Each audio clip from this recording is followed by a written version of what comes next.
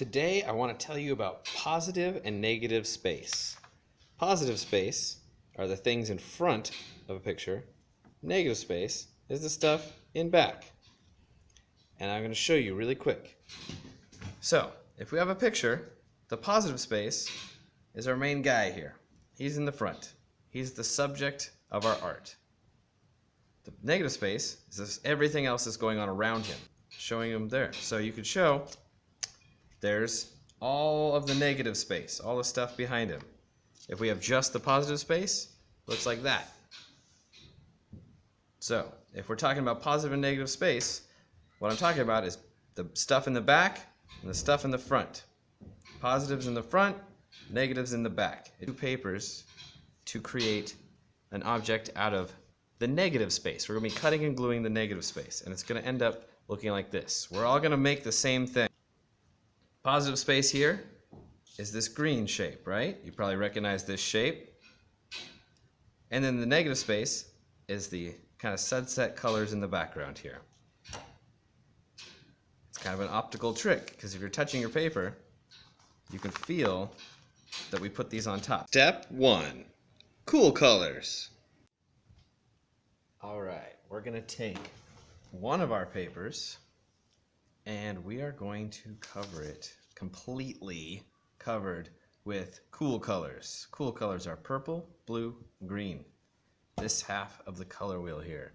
And we're going to use all sorts of different things. So we got blue crayons, colored pencils, purple, greens.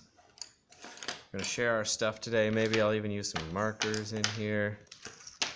And there's no right or wrong way to do this. We're just going to cover the paper with whatever we want to. If you only want to use pencils or crayons or markers, pick one or do multiple.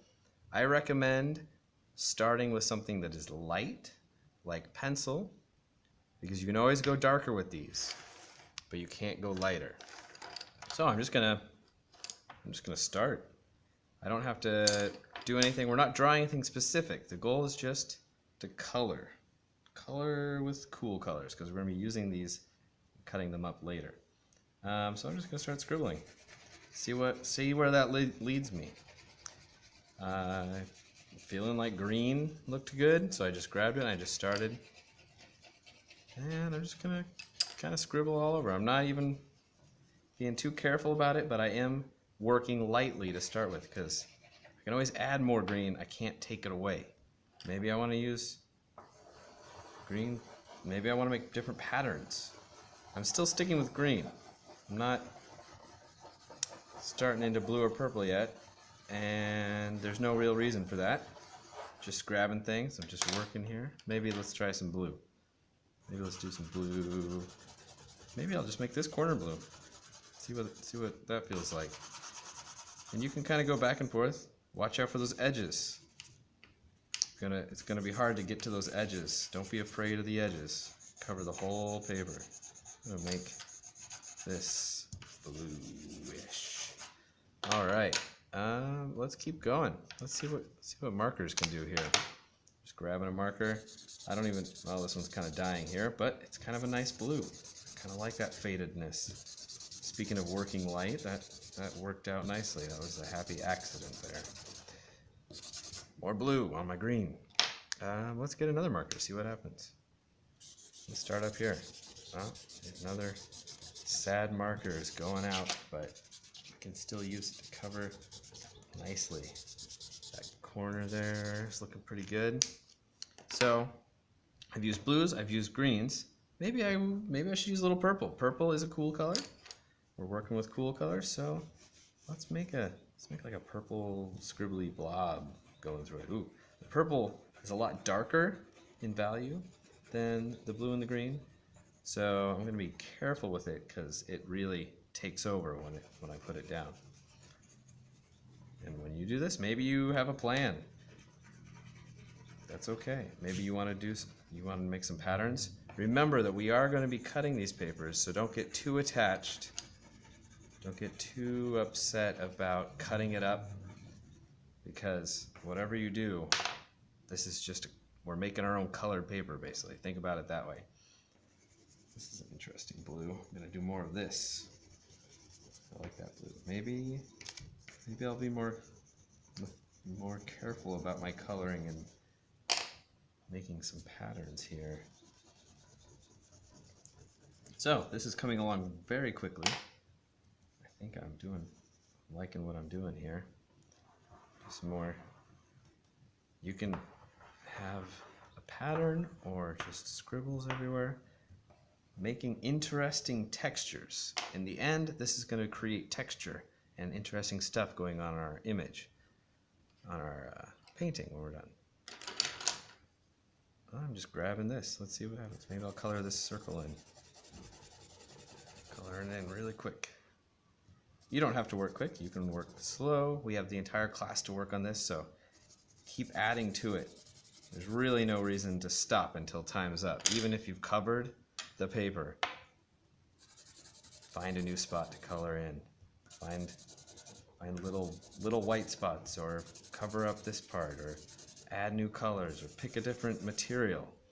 If you feel like you've really been working hard on crayons and pencils, switch over to marker and see what happens. What's this purple marker gonna do to my paper? Oh, that is a good purple marker. I like these like purple patterns going through my paper here. I'm kind of feeling that today. So I'm just gonna go with it.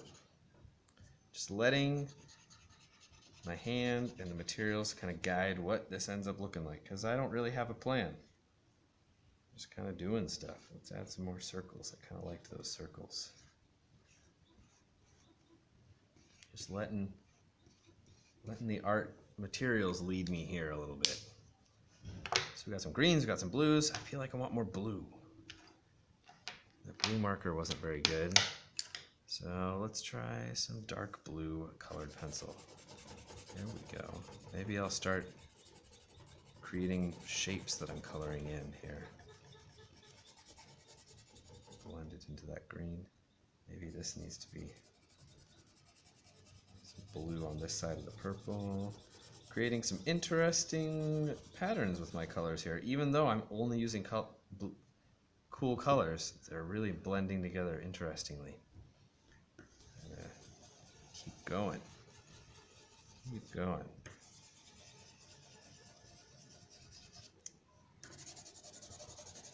All sorts of materials. We really covered it. Pretty good. I'm gonna add some more darker. Oh, it's okay. Just keep working through it. Still going. I'm just all over the place. You can add anywhere you want. It's your image. Maybe yours is very careful. You've been very careful to kind of piece out all the parts. Mine is super crazy. It doesn't have to be crazy. You can be very careful about it. You could draw lots of little boxes and just make a grid of things. So I think this is a good spot for me.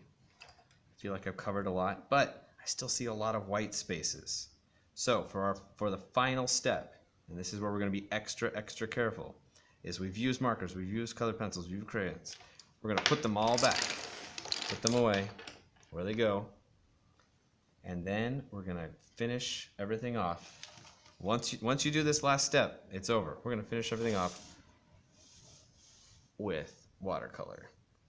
Only using the cool colors. Remember, purple, blue, and green. This tray has other colors on it. It's got black, it's got red, brown, orange, yellow. I'm not going to use those. I'm only going to look at the cool colors. Purple, blue, and green. And you don't even have to use them if you don't want. But if you really want to get those extra spots, this is where it's all going to come together. And again, starting light.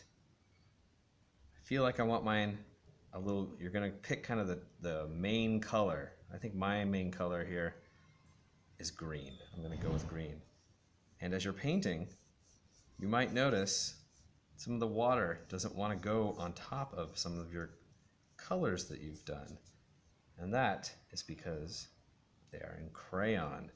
Crayons will not work with watercolor, so they'll stick out, and I think it'll actually look really cool. So the goal here is cover your paper. And the exact opposite of the crayons, the markers, if you use marker, you might notice that they start to smear a little bit. And that could be a cool effect that you could use to your advantage if you're planning ahead. Ooh, look at that blue. That is some dark blue there. But if I brush it across this purple crayon, it lets the crayon go through. That looks pretty cool, actually. I like what that did. Very cool. I'm going to go back to green. With how dark that blue was and how green my paper is, I'm kind of hesitant that I'm not sure if I want to use the purple paint because it might be too dark, because even that blue was really dark. I kind of like the lighter colors that I have going on down here. But let's just test it out here. Let's just do a quick test of purple. Ooh, yeah, look at that. Nice and dark. But there's a lot of crayon down on this side, so it might blend together well. See how it goes in between the crayon spots? It just fills in all those spots, so it kind of blends it all together, puts it all together. Maybe I want some light streak textures. You don't have to get really dark with it. You can do some light, it's called dry brushing here. You can do some dry brushing. Just gonna, not super dry. All right, I'm almost feeling pretty good about this here. I'm leaving a little bit of some white spots showing through, but I think that'll make it more interesting in the end. And I've got all sorts of weird textures and colors going on in here. Maybe not bad. So I'm gonna say that's pretty successful. I feel like I covered all the way to the edges. I used purple, blue, and green. I've got different shapes and textures and designs going on. I feel like I'm pretty happy with this. I'm gonna make sure I remember to put my name on it.